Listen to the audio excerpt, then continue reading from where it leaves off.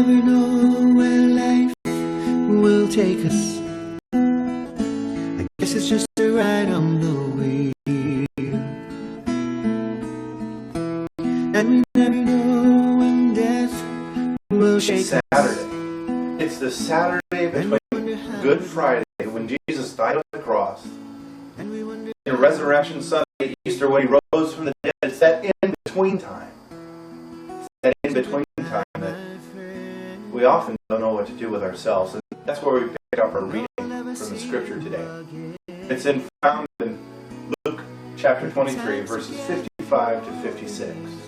It says, as his body was taken away, meaning as Jesus' body was taken away, the women from Galilee followed and saw the tomb where they placed his body. Then they went home and prepared spices and ointments to embalm him. But by the time they were finished, it was a Sabbath. So they rested all that day, as was required by the law. My name's Barrett. I'm pastor at New Life Christian Fellowship here in Pleasant Hill, California. The title of my devotion today is called God of Buried Dreams. Friday night, Friday afternoon, had to be like a movie, a great movie that they were in the middle of. And Friday, all of a sudden, right while you're most into it, it just stops halfway. All of a sudden, the credits begin rolling. As they look on the cross at Jesus, who they devoted their lives to, who they thought was the answer. And he lifts up his eyes to heaven and he says, it is finished. You know, they had to feel like they were finished too. Does it ever happen to you where your mind just races on and on with worry? You even come up sometimes with just, you're filled with dread. I think that must have been what it was like for them. What do we do now?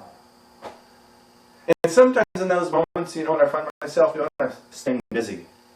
Staying busy in a way that I'm afraid that if I stop, I'm afraid of what might happen. And that's sort of like what we find happening in the followers of Jesus in Luke's story.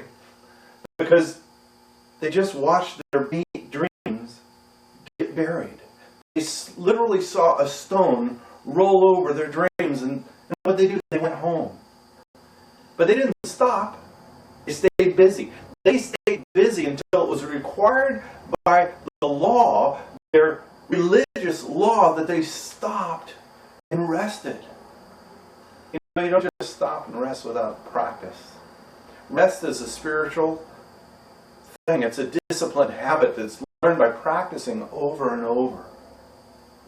You know, these women, they're going to be up early, first thing Sunday morning, they'll be right there at the tomb. But you know where they are today? Saturday. Today they're at rest. They are at rest with no clear promise of tomorrow. They buried their dreams and they stopped and rested. Why? Because God had commanded that they rest. Well, how did they do that? How did they just let go? How did they just stop with the busyness? Stop with all the commotion, all the goings on, and rest. You know how? They obeyed over and over. They were practiced in resting on the Sabbath.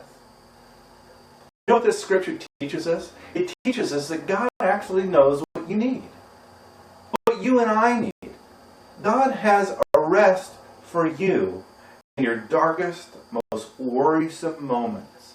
In those moments when you and I fear that if I stop, if I let go, if I just slow down, if I just rest a little bit, everything's going to come crashing down. And in those moments, because God knows you and I and what we need, He has a rest for us. The writer of our gospel this morning, Luke, is actually an MD. He's a first century doctor. And his word rest is intentional. It's actually the only time this word rest is used in the New Testament when it means mental and physical rest.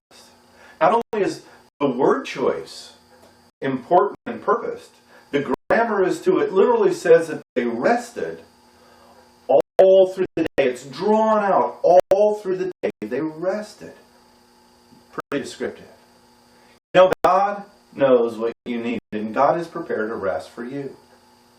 How do you get there? Don't you wish it was just like magic? How do you get there? It takes practice.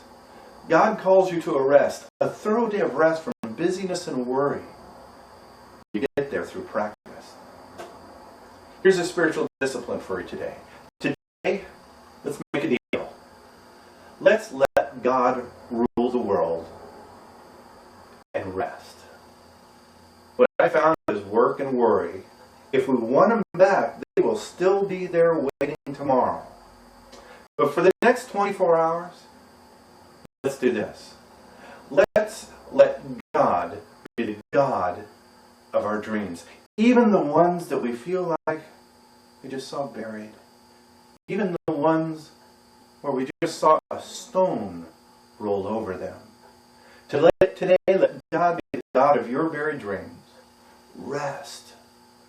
And you know what the good word is? You know why we can do that?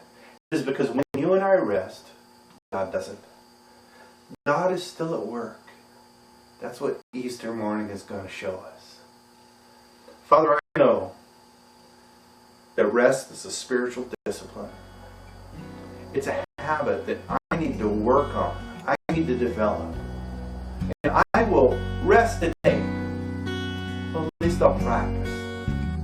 Although I am letting you be God of my dreams is today. that your smile?